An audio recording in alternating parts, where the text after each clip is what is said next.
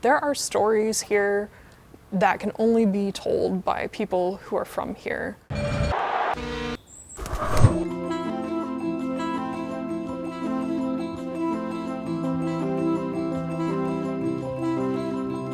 In the museum world right now, institutions are thinking about the history of the communities that they serve and really leaning into that. So what do they have in their collections that reflects the experiences, the values of the audiences they serve? That's part of our narrative at the Ogden, is that place does impact your work, whether you know it or not, whether you're working in pure abstraction or not. Place is a character in your work, and it looms large in these artists. St. Louis is a river city.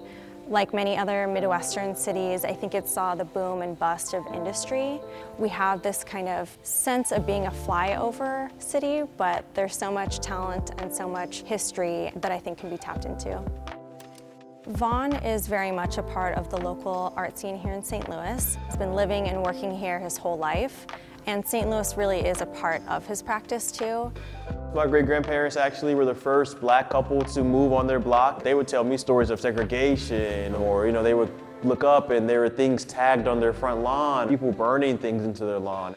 Everything has a history. We're a very historic city, and there's a lot to learn about a city like us. I think the Mississippi kind of is like the essence of people here, very strong, very willful people. It always keeps flowing, no matter what happens here in St. Louis. There is a sense of the collective, for sure, in terms of the artistic output. A lot of the creative people in St. Louis are taking the leaps and bounds to really explore their creative potential outside of not only within the fine art world, but expanding that even further. We have all kinds of cultural institutions and museums, so I think the landscape here of art is really rich. It's more about bringing visibility to the art that's already here.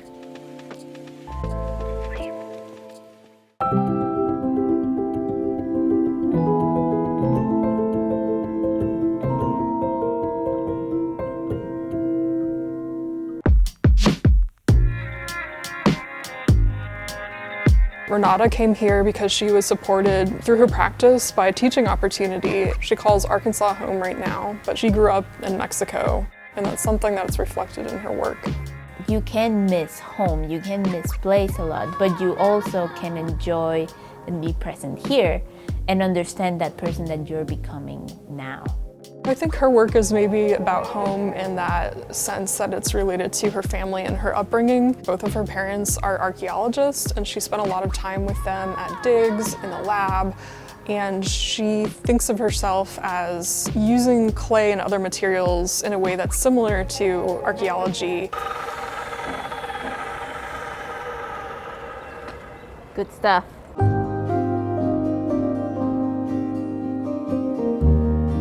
I think coming to the University of Arkansas, that was probably the biggest leap that my work has taken because of the resources that are available. I can now buy the tools that I need to make my work. Also with my students, as I said, understanding my work through them has been also transformative. But also in the other way of finding a community here, not only a community of colleagues, but a community of artists. And I didn't expect to find such a big Hispanic community when I came to Arkansas. I have students that we can share histories and experiences together. I have a lot of neighbors that come from Mexico, and in that way, finding each other here in Arkansas has been a real joy. The stories here in Arkansas have not always been part of the larger conversation when it comes to art, and I think that's to the detriment of the art world in general. How many students we get from this same region is important because it means that they are getting what they need from here. Art has and will keep transforming this region and this area.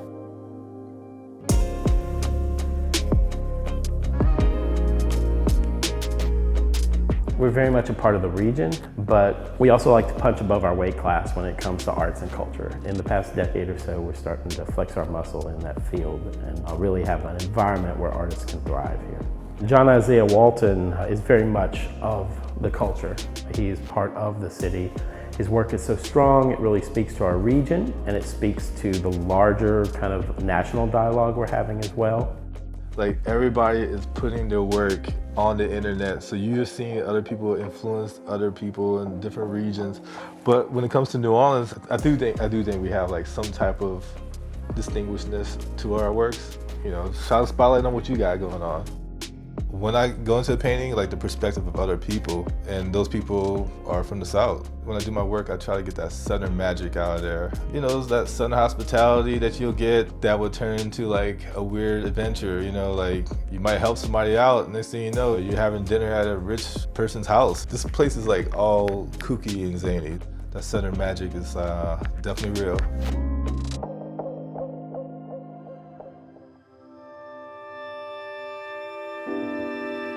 One of the things that I think is so incredible about the Delta, there are stories here that can only be told by people who are from here.